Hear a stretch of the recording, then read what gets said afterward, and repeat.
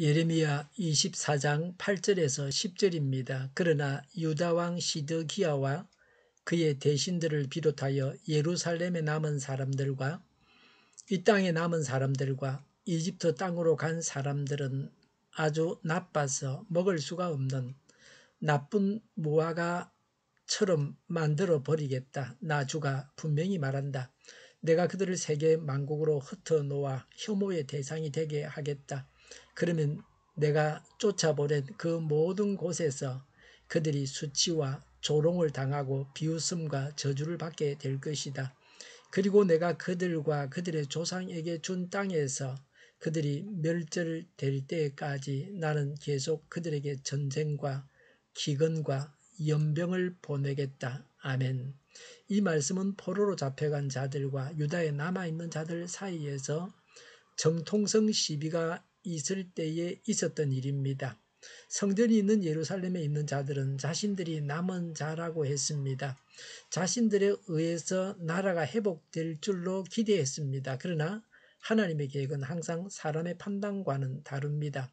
8절부터 10절은 도저히 먹을 수 없는 무화과에 대한 설명입니다. 하나님의 징계 속에 숨은 하나님의 뜻을 깨닫지 못하고 그 고난을 그저 피하려 하고 끝내 자신의 죄를 회개하지 않는 자들의 끝이 무엇입니까? 8절에 그러나 유다왕 시드기야와 그의 대신들을 비롯하여 예루살렘에 남은 사람들과 이 땅에 남은 사람들과 이집트 땅으로 간 사람들은 이라고 했습니다. 이들은 하나님 말씀에 불순종하여 포로되기를 거부한 사람들입니다.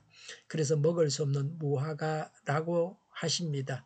이들은 포로로 잡혀가지 않은 것을 다행으로 여겼습니다. 그러나 더 큰 불행이 기다리고 있는 것을 알지 못했습니다. 이집트로 간 사람들은 바벨론 왕 느부갓네살의 1차, 2차 침공 당시에 이집트로 피난한 사람들입니다. 대부분 친이집트 성향을 가지고 있었습니다. 8절에 아주 나빠서 먹을 수가 없는 나쁜 무화과처럼 만들어 버리겠다. 나 주가 분명히 말한다라고 했습니다. 심판 선고입니다. 이 예언은 주전 586년에 바빌론 왕 느부갓네살의 제3차 유다 침공으로 유다인들을 잔인하게 죽여서 이루어졌습니다. 또 느부갓네살은 이집트와 정복 전쟁을 벌일 때에 이집트에 거주하던 유다인들을 죽여서 이루어졌습니다. 8절에 나오는 사람들은 바벨론에 항복하여 그곳에 가서 포로 생활을 하는 것이 하나님의 뜻이라는 사실을 누차 들었으면서도 끝까지 버티면서 자신들이 거룩한 시라고 자만하고 있었습니다. 이들은 이방인하고 결혼하고 우상숭배했습니다. 그래서 하나님께서 가만히 두지 않겠다고 하십니다. 하나님의 명령이 쉽게 납득할 수 없고 심지어 옳지 않은 것 같아 보일지라도 하나님의 명령에 기꺼이 순종하기를 힘써야 합니다. 바로 그것이 하나님께 인정받는 비결입니다. 순종이 사는 길입니다. 9절에 내가 그들을 세계 만국으로 흩어놓아 혐오의 대상이 되게 하겠다. 그러면 내가 쫓아보낸 그 모든 곳에서 그들이 수치와 조롱을 당하고 비웃음과 저주를 받게 될 것이다 라고 했습니다. 느부갓네살의 제3차 유다 침공에서 살아남은 자들이 세계 각지로 흩어져서 수치와 치욕을 당하게 될 것을 예언한 것입니다. 이 예언대로라면 제3차 바벨론 침공 때 바벨론 포로로 잡혀간 자들과 그때 세계 각지로 흩어진 유대인들의 후손들은 대부분 페르시아 왕 코레스의 포로 귀환 칙령에도 불구하고 귀환하지 못했습니다. 그곳에서 이방인처럼 살았을 것입니다. 포로에서 귀환할 때에 3차에 걸쳐서 귀환합니다. 그러나 그 수가 많지 않았습니다. 10절에 그리고 내가 그들과 그들의 조상에게 준 땅에서 그들이 멸절될 때까지 나는 계속 그들에게 전쟁과 기근과 연병을 보내겠다라고 하셨습니다. 롱펠로우는 모든 악한 행위는 그 속에 천벌과 사라지지 않는 고통의 씨를 지닌다라고 했습니다. 약속의 땅에 살고 있지만 약속의 땅에서 망하게 하겠다고 하십니다. 전쟁과 기근과 연병으로 나라가 망합니다. 하나님께서는 때로 환난을 주어서 불순종하는 자들을 징계하십니다. 여호와의 손이 심히 큰 환난을 주신 경우도 있습니다. 허다한 재앙과 환난을 불순종하는 자들에게 내리시기도 했습니다. 악인을 환난에 던지기도 하십니다.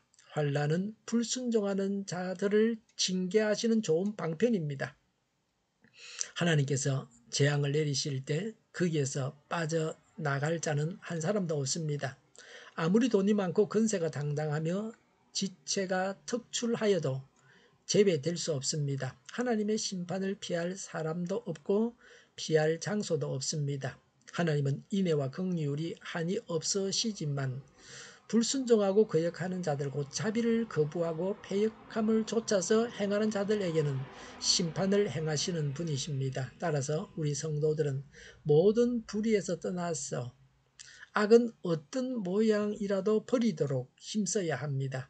우리는 자신의 삶이 어디에 속하고 있는지를 다시금 되돌아보도록 해야 합니다. 곧 양과 염소 그리고 알곡과 죽정이 가운데 어떠한 삶을 살고 있는지를 확인해야 합니다. 이들이 버림받는 것은 끝까지 회개하지 않고 악을 행하였기 때문입니다. 자신의 잘못된 행위를 후회하여 목숨을 끊을지라도 참된 회개가 아닌 이상에는 아무 소용이 없습니다. 하나님의 백성과 악한 백성의 차이점은 죄를 범하느냐 범하지 않느냐에 있지 않습니다. 지은 죄를 회개하느냐 하지 않느냐에 달려 있습니다. 우리 자신은 지금 닥친 고난 가운데 하나님을 원망하고 있습니까? 아니면 죄를 회개하고 있습니까? 자기 죄를 인정하지 않고 하나님의 징계를 거부하는 자는 용서받지 못합니다. 회복되지 못합니다. 하나님의 사랑을 받지 못합니다. 지은 죄를 회개하고 하나님의 백성으로 살아가야 합니다. 기도하겠습니다. 지은 죄를 회개하고 하나님의 백성으로 살아가겠습니다. 정의가 강물처럼 흘러가게 하여 주시옵소서. 교회가 분열되지 않고 하나가 되게 하여 주시옵소서. 약속을 죽이는 강대국은 사라지게 하여 주시옵소서.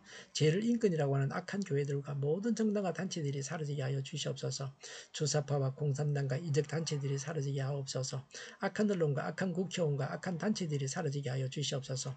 하나님을 대적하는 법과 있어서는 안 될 법을 만들지 않게 하옵소서. 이스라엘 법을 폐기하지 않게 하옵소서. 일하는 자들이 정당한 대우를 받게 하옵소서. 놀고 먹는 자가 없게 하여 주시옵소서. 일을 만드는 자가 아니고 일을 하는 자가 되게 하여 주시옵소서. 눈먼 지도자, 악한 지도자, 자기 배만 불리는 지도자가 사라지게 하여 주시옵소서. 앞을 보고 선한 것을 분별해서 알고 앞길을 제시하고 섬기는 지도자만 있게 하여 주시옵소서. 하나님께서 주신 권세로 섬기는 자가 강해지게 하여 주시옵소서. 지도자들과 이 백성들에게 선한 것을 분별하는 지혜를 주옵소서. 업무방해가 없게 하시고 업무에 충실하게 하옵소서. 망해야 할 사업들을 망하게 하시고 흥해야 할 사업들은 흥하게 하옵소서. 망해야 할 사업들을 붙들다가 나라가 망하지 않게 하여 주시옵소서. 망할 자가 망하고 흥할 자가 흥하게 하여 주시옵소서. 망할 나라가 망하고 흥할 나라가 흥하게 하여 주시옵소서. 쓰레기 더미를 뒤지지 말고 성경에서 보물을 찾게 하옵소서. 기도하는 기쁨, 응답받는 기쁨, 성도들이 모여서 교제하는 기쁨을 누리게 하여 주시옵소서. 우리 동일교회가 만군을 지배하게 하여 주시옵소서. 저희의 간절한 간구에 응답하여 주시옵소서. 예수 이름으로 명하노니 모든 병만은 물러가고 몸의 모든 부분들은 온전하게 될지어다. 신유의 기적을 베푸셔서 지금도 저희의 질병을 고쳐주시옵소서. 코로나로 신음하는 모든 자들을 고치시고 온전케 하여 주시옵소서. 저희와 교회와 나라의 민족을 불쌍히 여겨 주시옵소서. 모든 악한 것들을 제거하여 주시옵소서. 하나님께서 기뻐하시는 교회와 나라가 되게 하여 주시옵소서. 경제가 나아지고 달러 강세가 꺾이고 포항 기업들의 수요 복구가 빨리 완료되게 하여 주시옵소서. 자제비가 인하되고 출산의 기쁨을 누리게 하여 주시옵소서. 가공 음식들이 건강하게 하는 먹을거리가 되게 하여 주시옵소서. 늘 맑은 공기를 마실 수 있게 하여 주시옵소서.